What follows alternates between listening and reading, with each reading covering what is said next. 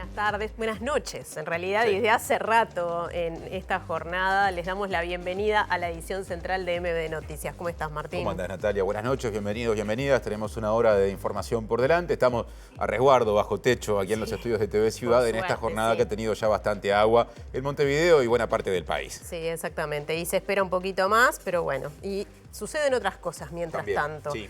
Durante el 15º Congreso del PIT-CNT, las y los representantes de la Asociación Judicial Bonaerense entregaron a sus pares de Uruguay una carpeta con archivos de la inteligencia policial de la provincia de Buenos Aires. La Secretaría General de ADEO Montevideo, la secretaria Silvia Tejera, le comunicó en una actividad por la memoria que realizó el sindicato. Y desde esta orilla también el secretario de la Asociación de Funcionarios Judiciales de Uruguay, Pablo Elizalde, agradeció a sus pares de Buenos Aires por la entrega de esta documentación y dijo que la pondrán a disposición del PIT-CNT, del Observatorio Luz Ibarburu y también de los organismos que requieran la información porque, dijo, es un aporte para la memoria del país. Bien, tendremos el desarrollo de esta información. Hay mucho más. Aquí están los titulares de martes.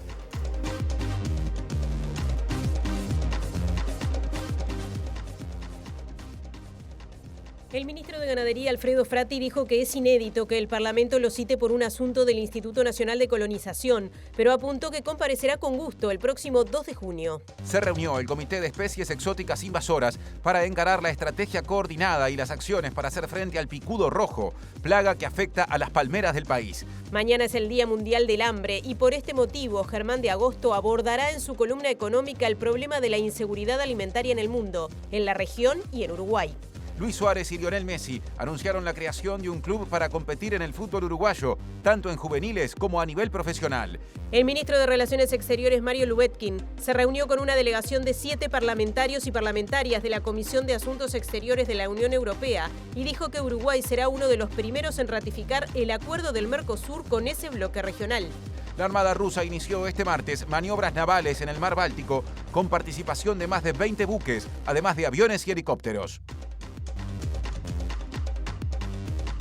Gracias por estar en la pantalla de TV Ciudad, que en la web permite que la programación se siga a través justamente de tvciudad.uy. También nos pueden seguir mediante YouTube, en el canal de TV Ciudad, en esa plataforma, y nos pueden escuchar por Uniradio 107.7 de FM, uniradio.edu.uy en la web. Ahora, Natalia, porque hay anuncios desde exteriores.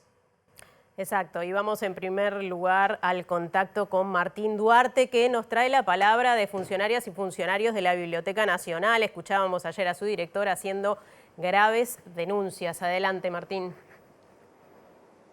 Así es, compañeros. Buenas tardes, Martín, Natalia. A propósito de la polémica que se ha generado en la jornada de ayer por el cierre de la Biblioteca Nacional, distintos actores políticos se han expresado en torno al tema. Vamos a conocer en algunos minutos la mirada de la Asociación de Funcionarios justamente de la Biblioteca, que está preocupada incluso por la forma en que se dio el anuncio. No han sido comunicados, no fueron comunicados en su momento, y vamos a conocer de cerca, su mirada. Y en el Palacio Legislativo está Diego Martini con la presentación de un libro que tiene reunidas a importantes autoridades, incluso el presidente de la República, Diego. Sí, la asociación presidencial, y de hecho en este momento está ingresando el presidente de la República, Yamandu Orsi, un libro que se presenta ahora en unos minutos, escrito por José Garchito Orena, que tiene que ver con los distintos presidenciables que tuvo Uruguay desde 1830 hasta ahora, hasta 2025. Llegó el presidente Orsi, llegaron los expresidentes Julio María Sanguinetti y Lacalle Herrera, y se espera que también llegue la vicepresidenta Carolina Cose. Otro asunto, el diputado Frente Amplista Gabriel Otero dijo que le pedirá, lo dijo este lunes, a la Institución Nacional de Derechos Humanos y Defensoría del Pueblo que intervenga luego de que el colectivo Encuentro de Periodistas denunciara públicamente que hubo presiones sobre medios de comunicación para evitar que se publicara la información sobre el atentado realizado contra un vehículo propiedad del empresario Francisco de Posadas. Desde la Institución de Derechos Humanos, más recientemente, su director Bernardo Legnani dijo que por el momento no se recibió esa petición. De acuerdo a la información que yo he podido recabar de la prensa, Si es un tema que de arribar a la institución sería un tema de análisis inmediato porque involucra la libertad de expresión del pensamiento y la libertad de información, de un hecho que considero que es un hecho que ha ganado trascendencia por su gravedad. Nosotros acá entendemos que tenemos que saber hasta el último detalle de por qué se sacó de los primeros planos esta noticia que, insisto, es un atentado, es contra un empresario en este caso, pero podría haber sido con cualquier otra persona. El desarrollo de la información con nuestro tema de portada. Representantes de la Asociación Judicial Bonaerense concurrieron al 15º Congreso del PIT-CNT y entregaron a sus pares en Uruguay una carpeta con archivos de la inteligencia policial de la provincia de Buenos Aires que corresponden al periodo dictatorial. Y la secretaria general de ADEON Montevideo, Silvia Tejera, lo comunicó durante una actividad vinculada justamente a la memoria realizada por su sindicato y dijo que, bueno, tiene la expectativa de que esto permita conocer información sobre personas desaparecidas, personas uruguayas desaparecidas durante la época del terrorismo de Estado en Argentina. Se dio una situación bastante movilizadora para todos, supongo que ya deben estar en conocimiento. Los compañeros judiciales de Argentina entregaron al presidente de la Asociación de Funcionarios Judiciales del Uruguay una carpeta en la que hay archivos de la inteligencia argentina, en la que hay datos de compañeros desaparecidos de Uruguay. Me parece que puede llegar a ser capaz que importante para encontrar la verdad, la memoria y la justicia de muchos de los casos. Quedó en resguardo de los judiciales, pues bueno, con el traspaso de la mesa representativa y demás no tenemos todavía quién va a ser el próximo secretario o secretaria de Derechos Humanos, pero me parece que es importante reconocer el gesto de los compañeros judiciales de Argentina. Muchos nos preguntamos por qué ahora, porque era una carpeta que tiene datos desde el 68 hasta el 97, por lo que nos dijeron, de muchos casos familiares de quienes fueron desaparecidos, pero bueno, creo que empezar a investigar en esos datos que hay ahora y capaz que podemos tener alguna noticia de alguno de esos compañeros y compañeras que estamos buscando, pero me parece que es un dato importantísimo para darlo en el marco también del sindicato.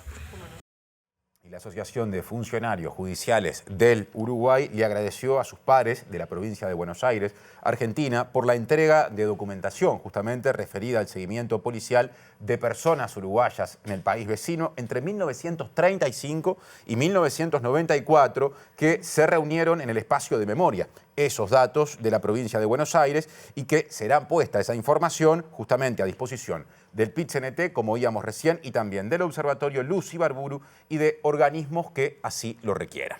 Lo consideran un aporte para promover la memoria, parte de la consigna de esta marcha del 20 de mayo. Para nosotros fue una sorpresa, un gusto y una responsabilidad también el manejo de esta información. Nosotros lo que vamos a hacer es generar, nosotros somos como el vínculo entre el Uruguay y la provincia de Buenos Aires, el espacio de memoria que dirige Pérez Esquivel, para poder viabilizar aquellas inquietudes. En la semana que viene también ya tenemos agendado una reunión con el PIT-CNT, con el Observatorio Luz Ibarburu, también para poder concretar algún tipo de trabajo en conjunto, incluso si sirven para las causas, o cómo podemos transitar esta etapa y ser el nexo entre Uruguay y Argentina. Esto es algo de eso, ¿no? Seguir acrecentando la memoria y también a su vez permitir que esto no vuelva a ocurrir, nunca más.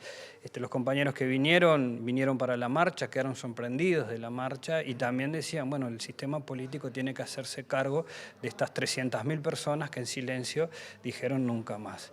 Este es parte del nunca más, este archivo, esta documentación es parte del nunca más. Bien, otro asunto, el director de la Institución Nacional de Derechos Humanos y Defensoría del Pueblo, Bernardo Leñani, dijo que en ese organismo aún no han recibido ningún planteo formal sobre presiones a los medios de comunicación para que no difundieran la noticia sobre el presunto atentado a un vehículo del empresario Francisco de Posadas. Los diputados frente amplistas Gabriel Otero y Pablo Intamusu van a pedir la intervención de la Institución de Derechos Humanos luego de conocido el comunicado público del colectivo Encuentro de Periodistas que denunció presiones para evitar justamente la difusión de ese hecho en medios de comunicación.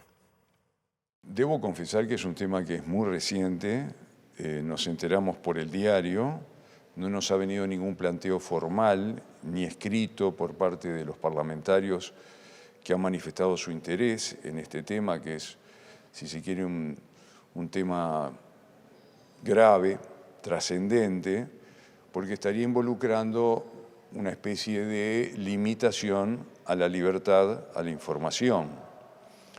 Pero esa es una opinión personal absolutamente, no es una posición del Consejo, ni lo compromete el Consejo, pero de acuerdo a la información que yo he podido recabar de la prensa, si es un tema que de arribar a la institución sería un tema de análisis inmediato porque involucra la libertad de expresión del pensamiento y la libertad de información, de un hecho que considero que es un hecho que ha ganado trascendencia por su gravedad. Debería recibir denuncia, dice usted, ¿no puede actuar de oficio la institución? Y ante el planteo que salió en la prensa, y reitero, en la prensa porque es el único medio por el cual nos hemos enterado de esta situación, corresponde abordar en primer lugar a que llegue la denuncia, sin perjuicio de que si se demorara podríamos sí actuar de oficio, a través de la Defensoría del Pueblo, por ejemplo. Ahora cambiamos de tema y pasamos a otro asunto muy presente en la agenda desde hace días, porque el ministro de Ganadería, Agricultura y Pesca, Alfredo Frati, dijo que no hablará públicamente acerca de la pertinencia o no de que permanezca en su cargo siendo colono el actual presidente del Instituto Nacional de Colonización y que no lo hará hasta tanto se concrete la convocatoria ya realizada por una comisión del Senado para que tanto él como Eduardo Viera, el presidente de Colonización, den explicaciones, lo que pasará recién el lunes que viene. En cambio, aseguró que parte de la oposición rechaza la existencia del organismo y justificó la compra de nuevas tierras. Colonización, para que exista, tiene que comprar campo. El tema es que acá hay dos visiones que no son nuevas. Creo que desde que se creó la ley hay unos que creen que tiene que existir colonización y hay otros que creen que no debe existir. ¿Ministro, se evalúa que Viera renuncie a ser colono para poder seguir en el cargo y mantenerlo? Yo no estoy manejando ese tema, por lo tanto, lo que voy a manifestar es cuando me toque la entrevista con la comisión en el Senado el lunes a las 10 de la mañana. ¿Se hace una evaluación política también? ¿Es un tema que puede erosionar al gobierno? No sé, lo que sí claramente nos quieren desviar de la atención, porque la atención que tiene que tener el ministro de Ganadería, que es inédito además que lo citen al Parlamento por colonización. Yo tuve 10 años como legislador, nunca citamos un ministro y estuve siendo oficialista y siendo oposición para preguntarle ni de colonización ni de INAC, cuando en todo caso llamamos a los responsables de cada uno, pero no al ministro, que en realidad el ministro no interviene en las decisiones de la Junta de Colonización. Pero bueno, hay que respetar las autoridades independientes, el Senado nos llama y vamos a concurrir con mucho gusto, pero entendiendo que es un caso absolutamente inédito y yo creo que nos quieren distraer de lo que tenemos que hacer, que es esto, posicionar cada vez mejor nuestro país, abrir mercados y conseguir mercados que no tengan aranceles como hasta ahora. Bien, otro de los temas de estos últimos días, pero en realidad va a seguir estando, porque el Comité de Especies Exóticas Invasoras sesionó este martes en la Torre Ejecutiva ante el avance del picudo rojo, esta plaga que afecta a centenares de palmeras en todo el país. Y justamente ese comité también estableció o definió que se realicen acciones para prevenir la llegada de esta plaga a los palmares de Rocha y de Paysandú, que son grandes reservorios justamente de esas especies de flora. Y también definió trabajar en territorio junto con organizaciones de la sociedad civil justamente para tener mejores medidas de prevención. El informe establece necesidades básicas que tenemos que tomar para generar un protocolo único, país, para conseguir el manejo de esta plaga, que además es una especie invasora. Entre esas necesidades es el registro de los datos a nivel interinstitucional, de forma que pueda registrarse en todo el país las palmeras afectadas, se puedan generar modelos de predicción que nos permitan predecir justamente cómo va a evolucionar la plaga en todo el territorio nacional. Especies invasoras tenemos muchas, tenemos cerca de 42 especies, el picudo rojo no era una de las que estaba como previsible, y acá, bueno, las plagas y en especial las especies invasoras son producto de la acción antrópica, ¿no?, del ser humano y cómo generamos la introducción de estas especies en el país. Muchas de las medidas tienen que ver cómo destruimos las palmeras, ¿sí?, y cómo evitamos la dispersión de las larvas y los distintos fases de estadios que tiene este insecto. Hay medidas que hoy las planteamos concretamente y que cada una de las instituciones va a tomar. Nos vamos a volver a reunir en un mes con avances concretos y esto es parte de lo que nosotros estamos planteando. Hasta este momento son palmeras exóticas que no son de nuestra flora nativa. Lo que tenemos que intentar manejar con la mayor eficacia es que no avance hacia nuestra flora nativa. Otro asunto. La Intendencia de Montevideo dispuso que se abrieran sumarios a varias personas que trabajan en el Parque Villa Dolores por faltante de alimentos y de artículos de limpieza y también por consumo de alcohol y estado de ebriedad en el lugar de trabajo. Las resoluciones se enmarcan en la intervención y auditoría que comenzó en el mes de febrero de este año en el antiguo zoológico. Se trata de 2 resoluciones firmadas por el director de Gestión Humana y Recursos Materiales de la Intendencia, Jorge Mesa. Una dispone el inicio de un sumario a 5 funcionarios por faltante de alimentos y productos de limpieza en el antiguo zoológico de Villa Dolores. La otra determina sumariar a 4 trabajadores por consumo de bebidas alcohólicas y estado de ebriedad en el lugar de trabajo. 2 de los funcionarios están implicados en ambas disposiciones. Las resoluciones se enmarcan en la intervención y auditoría que comenzó el 21 de febrero de este año en Villa Dolores, a partir de diversas denuncias de irregularidades. Según fuentes de MBD Noticias, la intervención está por culminar. El diario El País informó que en abril de este año, en el recinto donde antiguamente se encontraban los elefantes, luego de romper un candado, se registraron 2 habitaciones con camas, televisor, heladera, microondas y botellas de cerveza vacías. En ese entonces, operarios de una empresa fueron a la zona de la elefantera para hacer reparaciones eléctricas y debieron acceder al lugar. Anteriormente, Telemundo había difundido información sobre el abandono de un proyecto de cría de especies nativas que terminó con la destrucción de huevos, castraciones y traslados que perjudicaron a animales del parque. Varias de estas irregularidades implicaron la presentación de una denuncia penal. Presenta Asociación de Funcionarios Portuarios. Hacete socio y accederás a beneficios exclusivos como colonia de vacaciones, préstamos, servicios de la salud, tienda online con precios exclusivos y mucho más. El cierre por tiempo indefinido al público en general, con excepción de investigadores e investigadoras de la Biblioteca Nacional, de su sede central, ha generado muchas discusiones. Ahora vamos por otra repercusión, en este caso desde el Frente Sindical. Martín Duarte con el móvil. Los funcionarios, estamos en este caso con uno de los directivos de la Asociación de Funcionarios justamente de la Biblioteca Nacional, Luigi Bassano, para que nos dé su mirada a propósito de lo que fue la comunicación en la jornada de ayer. En el mismo momento se integran también los integrantes de la biblioteca, los funcionarios de la biblioteca, y vamos a conocer, bueno, su mirada. Luigi, gracias por recibirnos en primer lugar. ¿Qué primer lectura y valoración se hace del anuncio de la jornada de ayer? En primer lugar, como decías tú, quedamos muy impactados porque nos tomó a todos por sorpresa.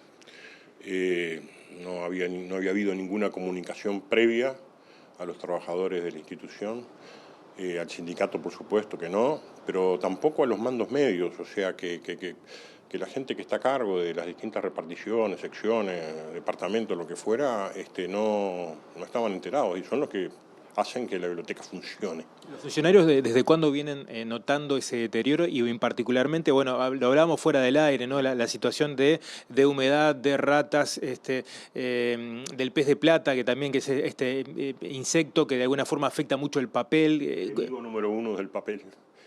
Nosotros esta situación la venimos denunciando desde hace mucho tiempo, ¿no? Porque como también te comentaba fuera de cámara, el deterioro de la biblioteca es de años atrás.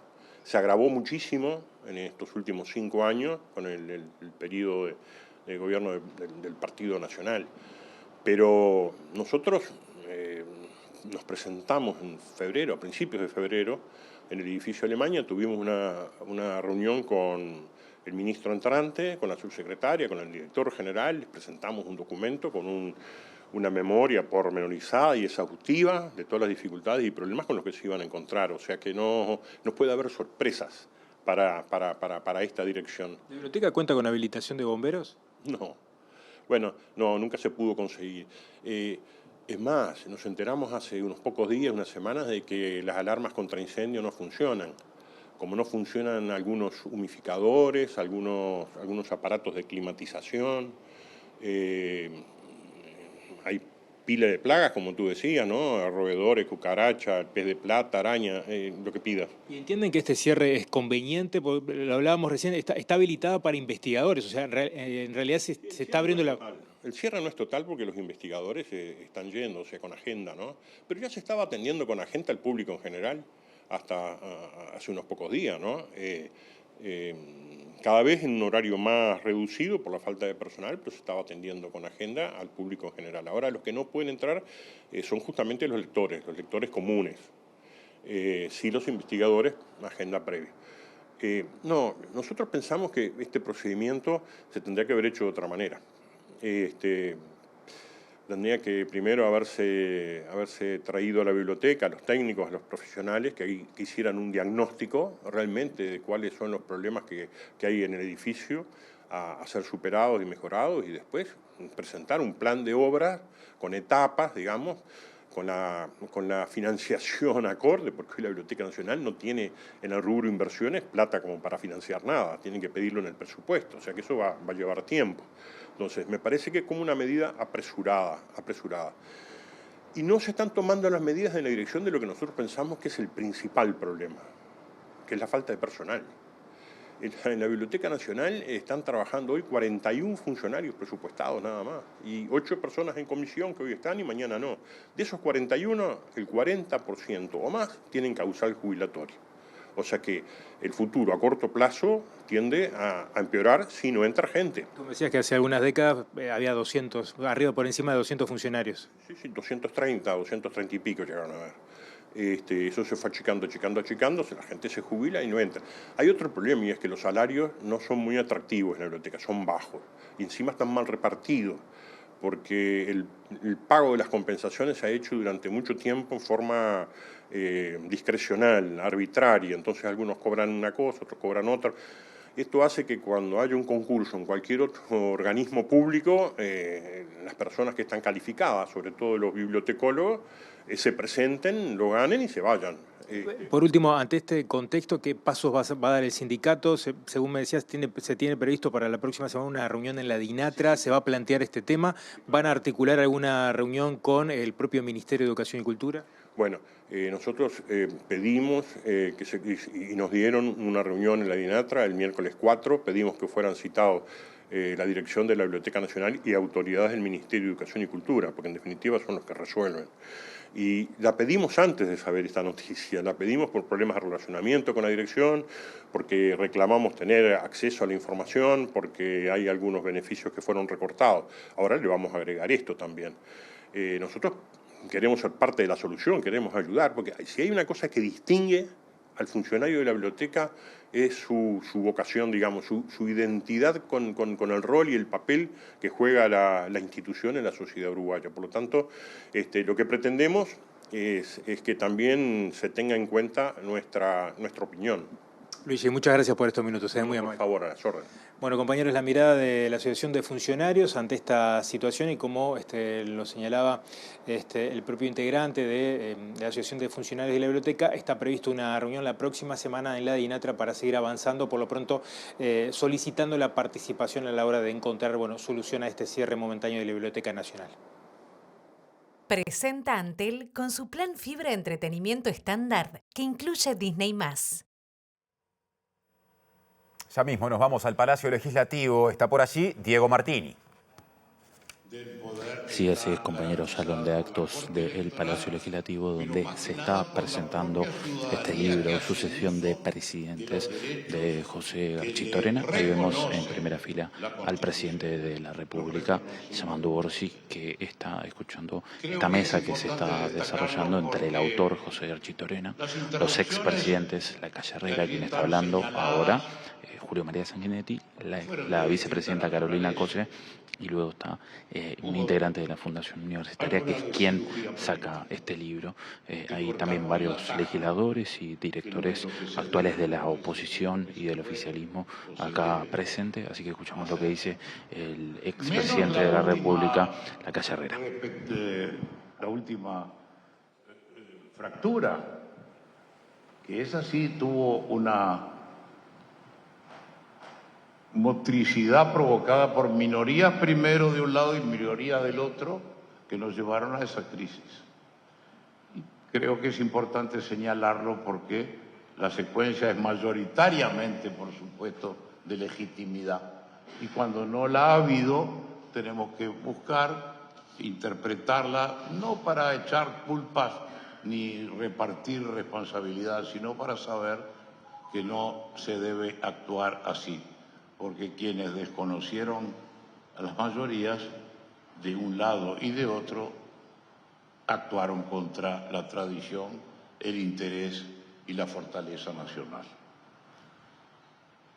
Quiero, por supuesto, felicitar y agradecer al doctor Garchitorena, no solamente por esto, sino por la actividad que ha cumplido con sus compañeros de la Corte.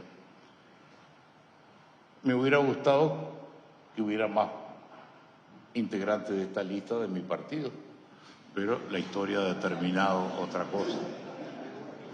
Así que, siendo el primero de los que logró la presidencia de la República con el voto popular, demoré 100 y tantos años. Espero que no se demore tanto en el futuro. Gracias.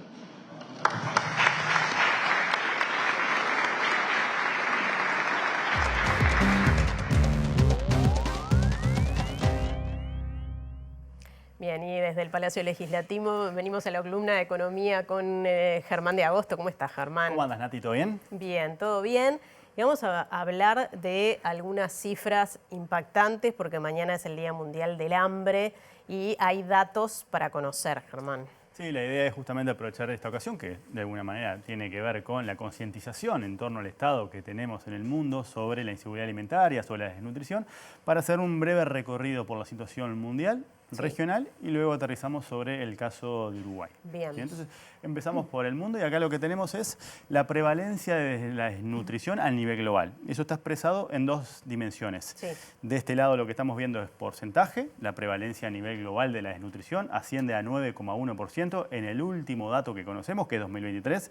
Tienen un rezago relevante los datos, este es el último informe, pero nos queda corto, ¿sí? El piso más bajito que tuvimos fue 7%, que es un montón, ¿sí? Y después se ve el salto del 2019. Eso lo vemos a nivel de la prevalencia, pero también lo vemos cuando vamos al número de personas que están afectadas por esta situación a nivel global. Esas cifras están expresadas en millones de personas, o sea que al día de hoy lo último que sabemos es que por lo menos 733 millones de personas están afectadas por la situación de desnutrición, particularmente concentrada en Asia y también en África. En Asia es mayor el número en cantidad, pero en términos relativos, por supuesto, es en África. Por la población, ¿verdad? Exacto. Eso es un poco cómo quedan los grandes números detrás de ese 733, corresponden en particular a Asia y en particular a África. Nosotros nos vamos a meter después en América Latina. Bien. ¿Sí? Pero antes hacemos una escala y vamos a la siguiente placa para tratar de entender, dado que nosotros tenemos los famosos ODS, los Objetivos del Desarrollo Sostenible, que tienen como horizonte temporal el 2030, estamos a la vuelta de la esquina. Muy cerca. ODS número 2 es el que en particular refiere al hambre cero, y en esta gráfica lo que tratamos de plasmar es lo lejos que estamos, ¿sí?, a 5 años, a un quinquenio, de alcanzar ese objetivo dado por el segundo ODS, y tenemos una lógica de contrafácticos graficada. Sí. En naranjita fuerte es la tendencia que estamos viendo. Ese es el Sí. 733 millones de personas.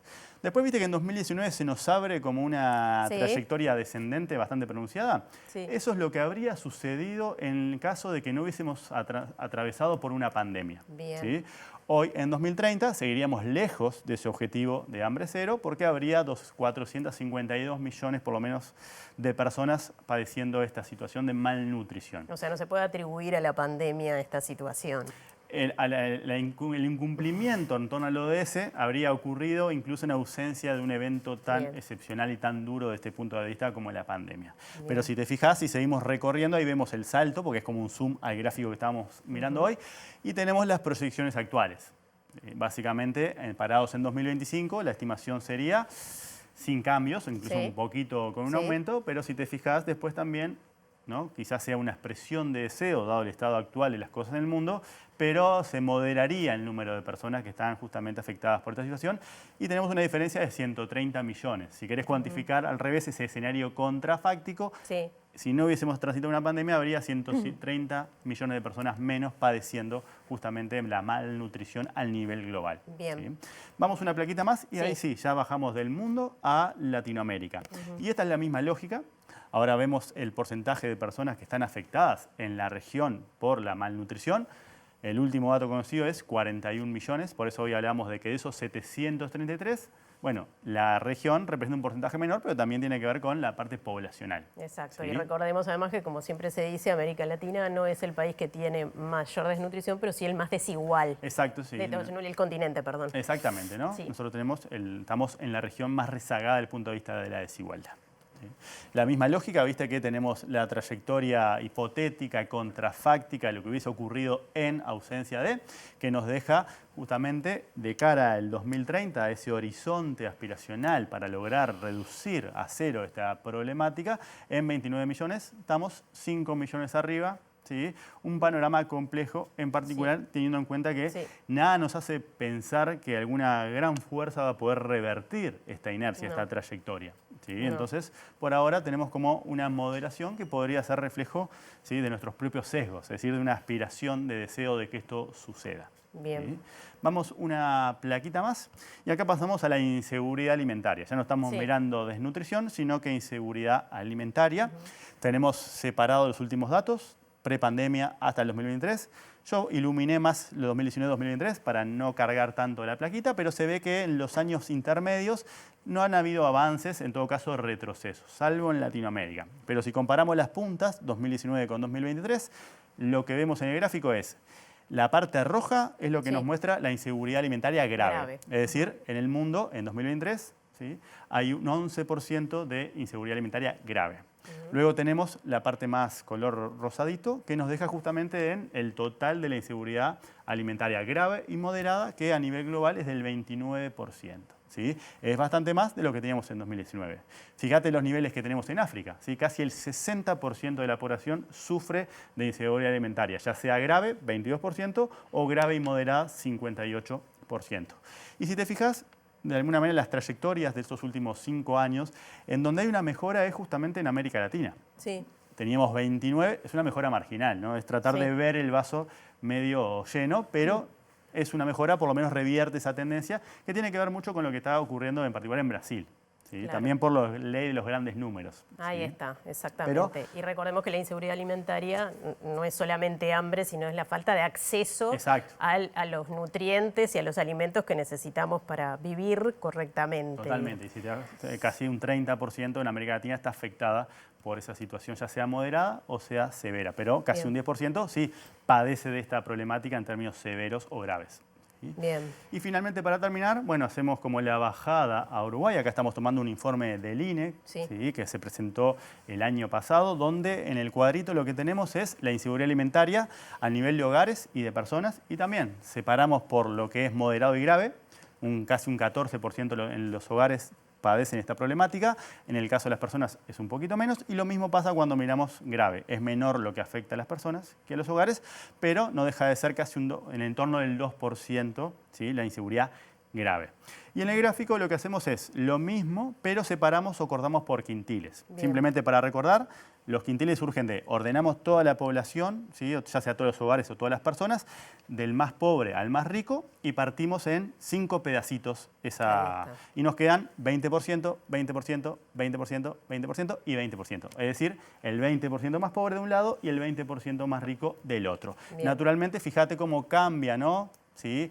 Entre el primer quintil, no hace falta que decir recoge cuál es el quintil de el la 20% población más de los pobre, hogares el de la más más pobres, rica cuando vemos tenemos 1 de cada 3 afectados por esta situación, ya sea en su versión moderada o grave, ¿sí? Pero también grave, solamente grave, 6,4% dentro del 20% más pobre de la población uruguaya.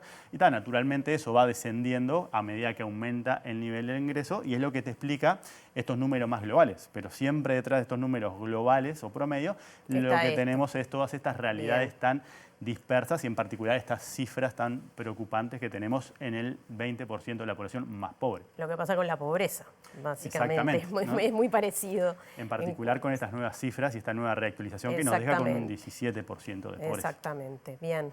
El ministro de Relaciones Exteriores, Mario Lubetkin, dijo que tiene la convicción de que antes de fin de año el acuerdo entre la Unión Europea y el Mercosur será ratificado por los organismos europeos. Lubetkin se reunió esta mañana con una delegación de legisladores y legisladoras europeas, justamente, y de distintos países, y les confirmó que Uruguay y el Mercosur están dispuestos a avanzar hacia el acuerdo entre ambos bloques.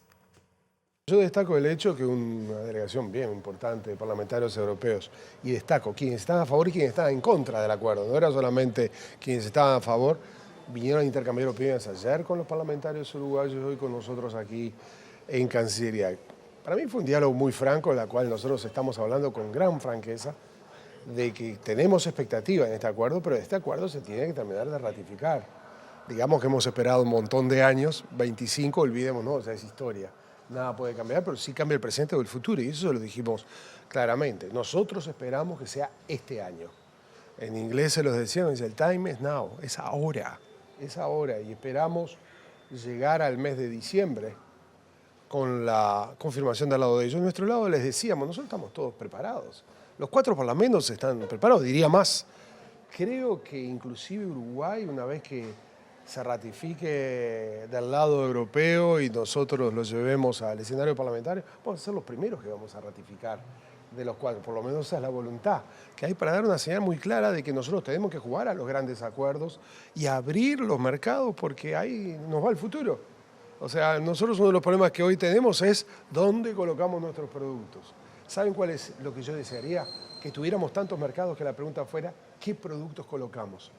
Lubetkin dijo que no habrá una reunión bilateral del presidente Orsi con su par argentino antes de la cumbre del Mercosur, que se realizará el 3 de julio en Buenos Aires. Y el presidente del Comité de Asuntos Exteriores de la Comisión Europea, el eurodiputado alemán David McAllister, dijo que el acuerdo entre la Unión Europea y el Mercosur es una enorme oportunidad para fortalecer el relacionamiento comercial y político entre los bloques. Y al igual que Lubetkin, considera que antes de fin de año concluirá este proceso de ratificación del acuerdo en los parlamentos europeos. Como presidente de este comité, creo que el acuerdo de la Unión Europea y Mercosur va a ser una enorme oportunidad para fortalecer nuestras relaciones internacionales de ambos lados del Atlántico y entre los 27 Estados miembros de la Unión Europea y los 4 del Mercosur. Ahora estamos ya en una etapa decisiva. Los Estados miembros de la Unión Europea y el Parlamento van a tener que ratificar este acuerdo que fue finalizado en diciembre del año pasado, cuando la presidenta Ursula von der Leyen visitó Montevideo. Estamos esperando que la Comisión Europea haga una propuesta este verano. ¿Cómo va a ser ratificado el acuerdo a nivel europeo? Si va a ser un acuerdo único o si va a estar separado en 2 partes. Entonces, a esta altura necesitamos tener claridad sobre cuál va a ser la propuesta de la Unión Europea, y después va a ser los Estados miembros los que van a votar a favor, una mayoría calificada para el acuerdo de cooperación económica. La Comisión y nuestro Parlamento también tenemos que votar a favor, tenemos que dar el consentimiento a este acuerdo, sí o no, con una mayoría simple. Entonces, espero que podamos finalizar nuestros procedimientos a nivel europeo después de la pausa del verano, antes del final del año. 25 años de negociación, creo que ha sido un plazo muy largo y creo que este es el momento de terminarlo. Presenta Mercado Agrícola de Montevideo, en el corazón de un barrio donde late la ciudad. Mercado de Historias. Mercado de Historia.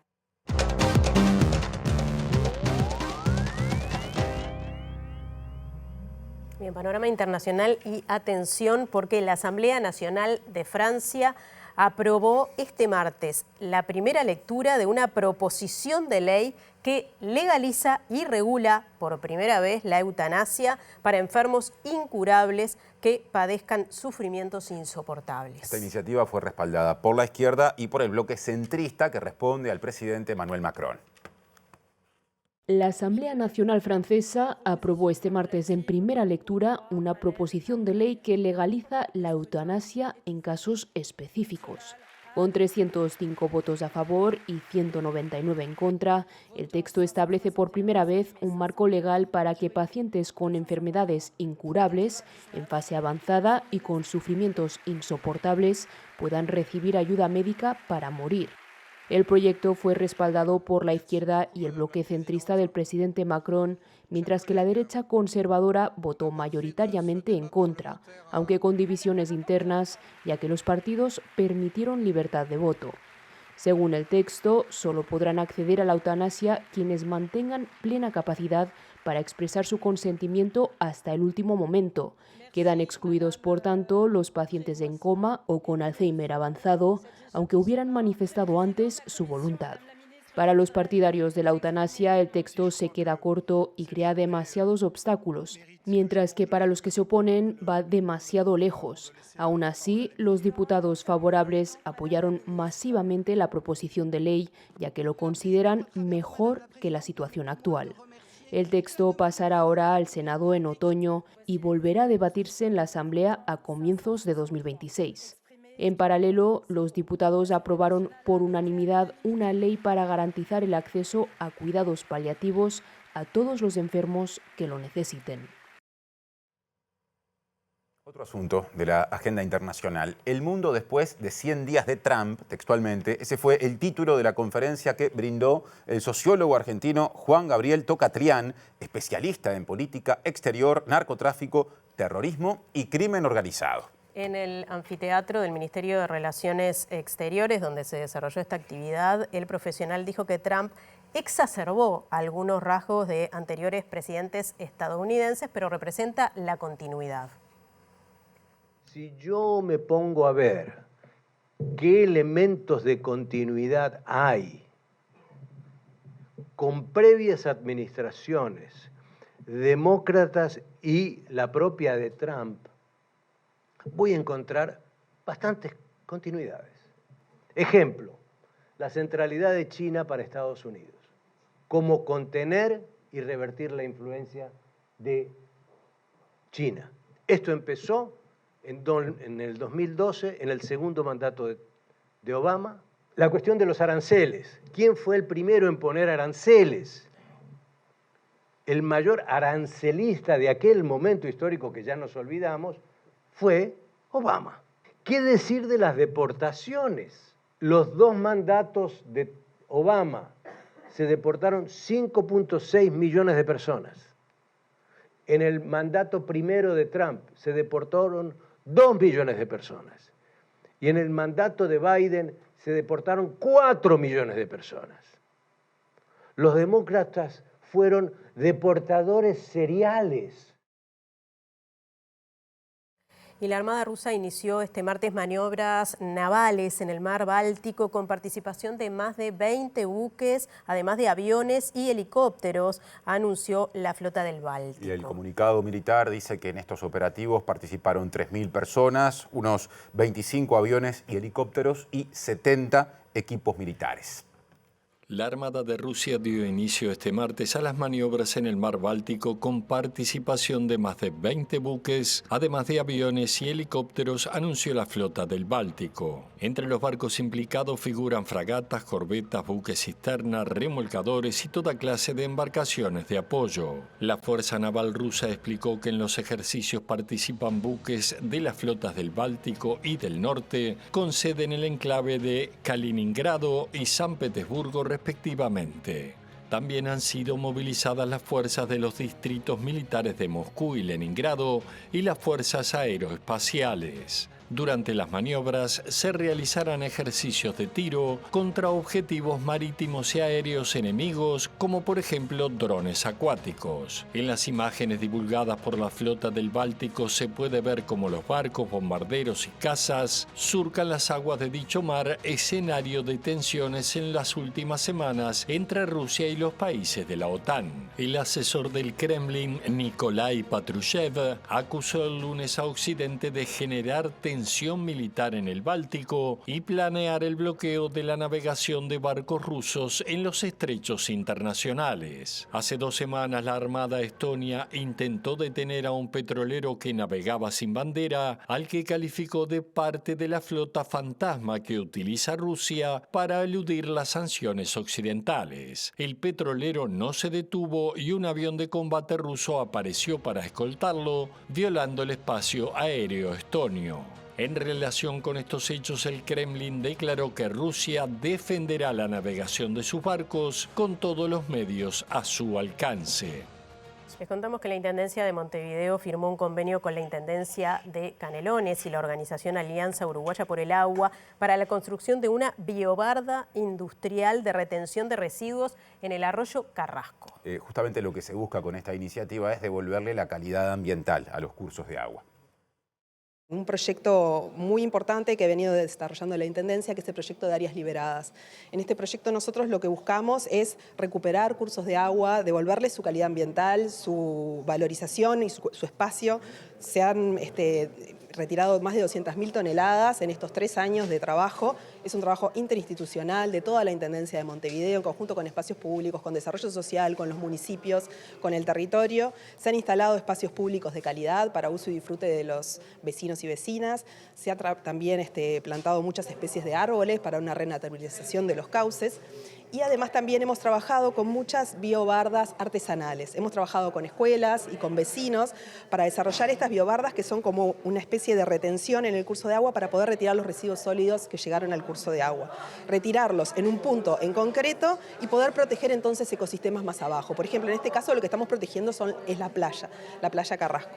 Entonces nosotros, esas biobardas artesanales se pueden instalar en pequeños cursos de agua donde hay poco caudal, poca velocidad. En el caso del arroyo Carrasco, que es un curso muy importante, se necesita poner otro tipo de infraestructuras. Y esta infraestructura, que se ha trabajado en conjunto con la Facultad de Ingeniería también, y que en este caso estamos viabilizando con la Intendencia de Canelones y con la Alianza Uruguaya por el Agua, se trata de la primera biobarda industrial. Esta biobarda va a ser capaz de retener, retirar y así evitar la contaminación de la playa de más de 4 toneladas de residuos. Bueno, y nos vamos, antes repasamos los datos del tiempo, les contamos que rige a esta hora una alerta amarilla en todo el sur del país, que incluye Montevideo, que se actualizará a las 20 horas por precipitaciones y vientos fuertes. Eso pasa justamente en este momento y ahora empezamos a repasar lo pronosticado para los próximos 2 días. Empiezo por lo previsto para mañana, miércoles 28 de mayo, en capital y cercanías. Por la mañana, cielo nuboso y cubierto con precipitaciones aisladas, bajas sensaciones térmicas, atención, y además estará ventoso. Por la tarde y la noche, nuboso y cubierto con probables chaparrones y bajas sensaciones térmicas, temperaturas extremas pronosticadas para este miércoles, mínima 9 grados, máxima 13. Bien, y el jueves 29 de mayo se van alejando las precipitaciones, empiezan a disminuir, va a estar nuboso, todavía hay alguna probabilidad tanto en la mañana como en la tarde, pero mucho menos que el miércoles. La temperatura máxima de 13 grados y la mínima de 6. Bien bajita, ¿no? Más baja incluso que la prevista para mañana. 3 grados más abajo, así que a tenerlo en cuenta. Estamos llegando al final, como siempre, a esta hora. Les dejamos la invitación para que se queden en la pantalla de TV Ciudad porque ya llega al lado B y a su término reaparecerá MBD Noticias, pero en síntesis. Y el reencuentro con las ediciones de MBD Noticias mañana será a las 8, a las 13 y a las 18:55. Muchas gracias por estar, que pasen bien. Hasta mañana.